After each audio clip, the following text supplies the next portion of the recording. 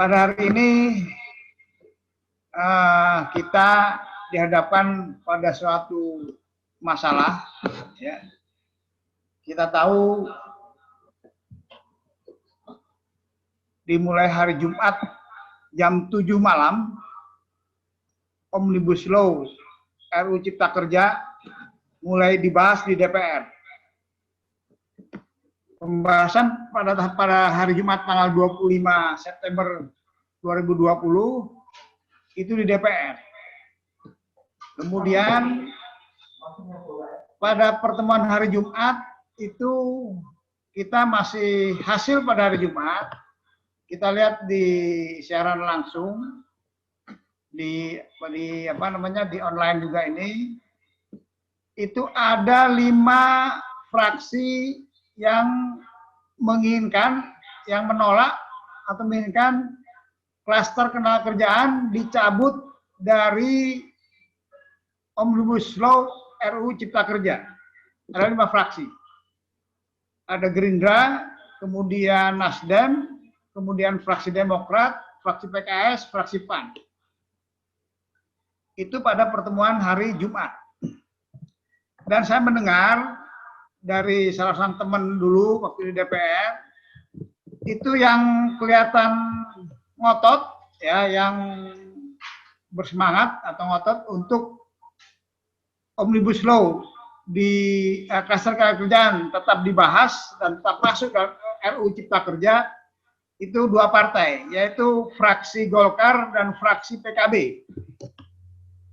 Ya, kemudian sehingga 7 fraksi. Di DPR itu ada 9 fraksi. 2 fraksi yang lain, yaitu fraksi P3 sama fraksi lupa satu lagi, ya, itu melihat situasi.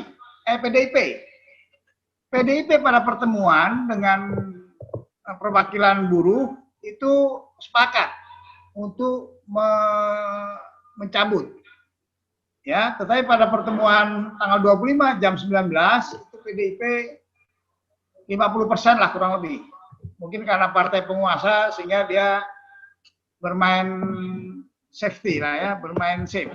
Kira-kira begitu. Itu pada pertemuan tanggal 25. Sehingga kita buruh hampir semua, para aktivis pekerja juga bahagialah. Wah, ini mudah-mudahan bisa dicabut. Nah, pada pertemuan hari berikutnya, tanggal 26 hari Sabtu, 26 September hari Sabtu, pertemuan dilaksanakan bukan di DPR, tetapi di Hotel Sheraton di Bandara Soekarno-Hatta, Tangerang. Pada pertemuan hari Jumat, hari Sabtu, itu konstelasi berubah. Konstelasi berubah yang tadinya menolak untuk dibahas lah, maksudnya untuk minta dicabut. Kemudian nggak tahu gimana itu akhirnya undang-undang itu dibahas, ya, undang-undang dibahas di situ. Sehingga apakah 5 partai ini terpaksa atau enggak, fraksi itu yang jelas akhirnya terbawa suasana dibahas sampai dengan malam. Dan kebetulan pada saat itu kita juga memantau terus, ya, perkembangannya. Akhirnya dibahas, kemudian ya, hari Sabtu itulah berubah konstelasi. Kemudian teman-teman Banten mendatangi Hotel Sheraton, ya, untuk mencoba meminta anggota DPR untuk mengembalikan Undang-Undang 13. Ya. Gitu. Kemudian pada hari Minggu, ya, di sini kelihatan bahwa DPR memaksakan untuk segera pembahasan ini diselesaikan. Yang saya dapat informasi bahwa anggota sebagian besar itu ingin pembahasannya bukan hari Minggu, tetapi hari Senin. Minggu itu libur, gitu ya. Tetapi kemudian gimana caranya Minggu tetap dibahas. Nah, hari Minggu dibahasnya hotelnya pindah. Bang, dari itu kan dari hasil sidak itu kan informasinya cuma boleh 25% yang masuk. Ya, diatur. pada hari Minggu ya, itu pindah hotel di Swiss Bell Hotel di Tangerang. Kemudian ya hari Minggu itu sudah berubah semua sudah. Ya, berubah semua. Bahkan hari Minggu itu pembahasan sudah hampir selesai. Selesai hari Minggu di Hotel Swiss Bell. Kemudian pada hari Seninnya itu dilanjutkan oleh tim perumus. Jadi di Panja sudah selesai hari Minggu. Hari Senin diteruskan di Hotel Novotel Tangerang. Jadi nah, pada hari Senin itu sudah pembahasan sudah masuk di tim perumus. Timus ya, ada biasa timus sama tim sin lah, tim sinkronisasi. Nah, itu pembahasan sampai dengan hari Senin. Selasa berikutnya sudah itu mungkin sudah selesai. Ya, karena kalau sudah masuk timus di Panja sudah selesai. Itu pembahasan di DPR. Kemudian hasil yang kita bisa dapatkan dari informasi, karena memang kita nggak bisa dapat detail ya. Tetapi dari informasi itu yang paling yang paling merugikan buruh itu adalah kontrak atau PKWT itu dibebaskan tanpa syarat lah, kira-kira begitu.